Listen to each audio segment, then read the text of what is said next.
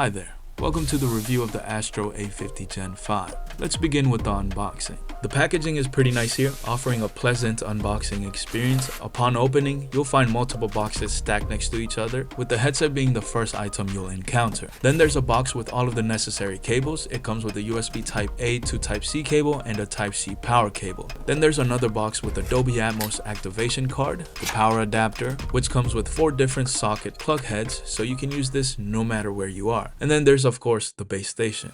Now, let me show you how to set these up. First thing you'll want to do is connect the Type-C to Type-A cable to your desired choice of gaming system on the base station. Then go ahead and plug in the red and black Type-C power cable to the base station, which you'll see is labeled and highlighted so you know what is what. Then we're going to go ahead and plug in the cables to the console and the power outlet. Once that's done, plop the headset on the base station and switch over to your choice of gaming system with the switch on the headset. It's the middle button with the arrows. Well, that was pretty easy, and if you want to connect this to any other gaming system, it's the same procedure, just different plugs on the back. Now, let's talk about the design. The A50 Gen 5 comes in 2 distinct colors, black and white. It has a matte polycarbonate outer shell with subtle hints of Astro's signature red branding tastefully integrated throughout the headset.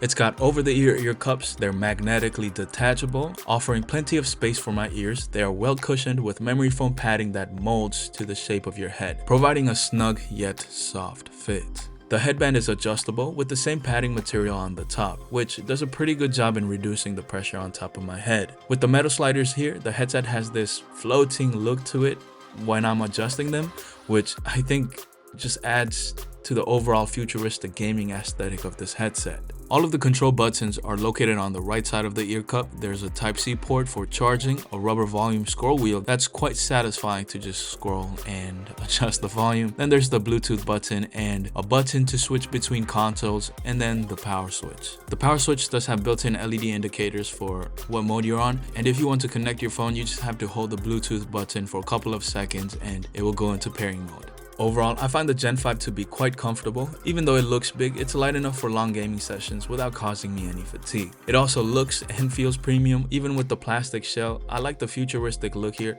I really wouldn't mind wearing these casually if the mic was detachable.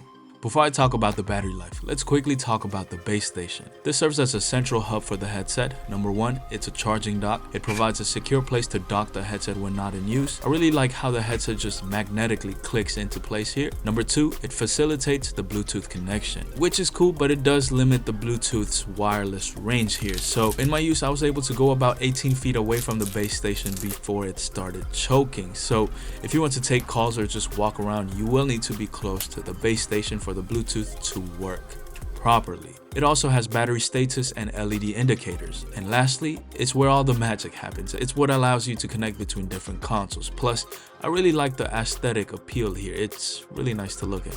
Next is the battery life. It's rated to last up to 24 hours with the volume set to 78 decibels. You can charge the headset via the Type-C charging port or the charging dock. Now, since I always have these docked and ready to go, I've never had any issues with the headset running out of battery. As for the sound quality, the Gen 5 has 40mm Pro G graphene drivers. It supports Dolby Atmos and Windows Sonic spatial audio. The headset has a balanced sound profile out of the box. The soundstage is wide and immersive, providing a sense of space that allows you to pinpoint where the sounds are coming from. The bass is punchy and impactful without being too overpowering. Explosions, gunfire, and low-frequency sounds come through with a satisfying force, bringing the games to life. The mid-range frequencies are clear and well-defined, ensuring that voice chat, character dialogue, and in-game audio cues are easily distinguishable. The treble is crisp, delivering high-frequency sounds such as snap of a rifle shot or clang of metal with good precision.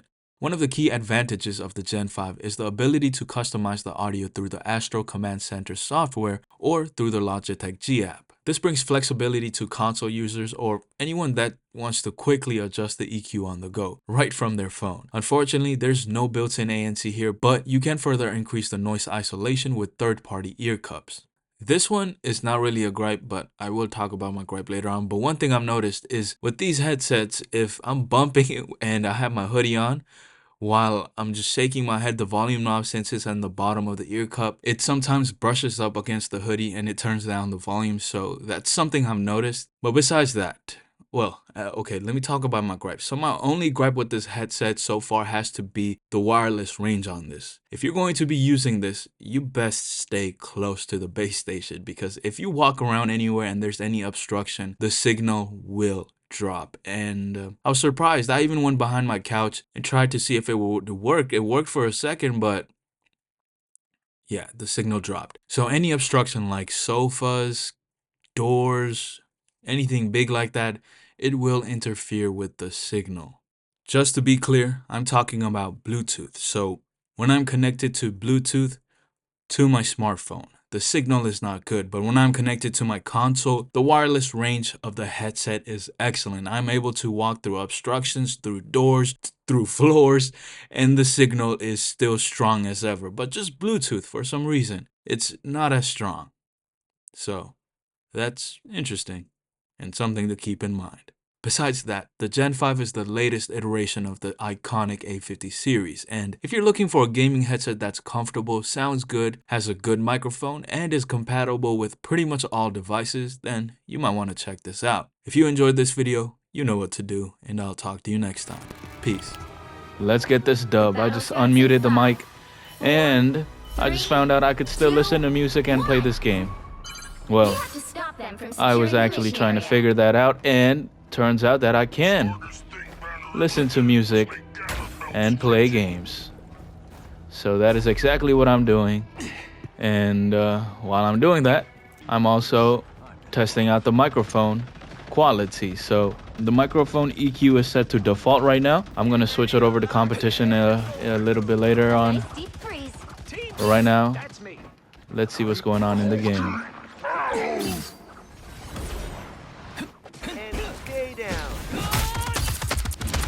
Now I have switched over to the competition preset. Hopefully it has changed it in the microphone or in the headset now. Bless me, so long. Don't mind me. I'm just dying. Defeat was your destiny. Only 60 seconds left. So let me say a couple of more words just so we get a better idea of how the microphone sounds with the competition preset. Now I will be switching over to the broadcast preset where you can talk while you're streaming. Now, switching over to broadcast now. Let's see how this sounds. And if you don't like how these sound, you can also customize your own preset as I showed in the previous screen recording. Let me turn down the side tone just a little. It's so awesome and convenient that I can just change the side tone and, you know, the headphone settings right through the app. I don't even have to use a computer.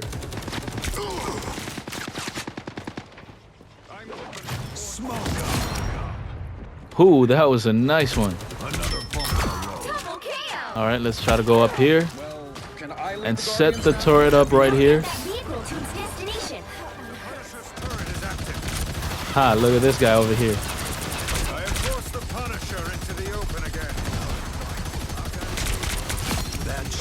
All right, got that guy. Wait, can I put the turret on this guy?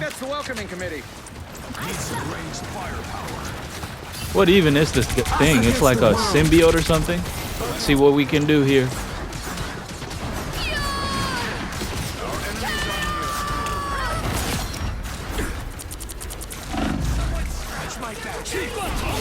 Oh, where's my team? That was nice. That was nice. Keep it pushing.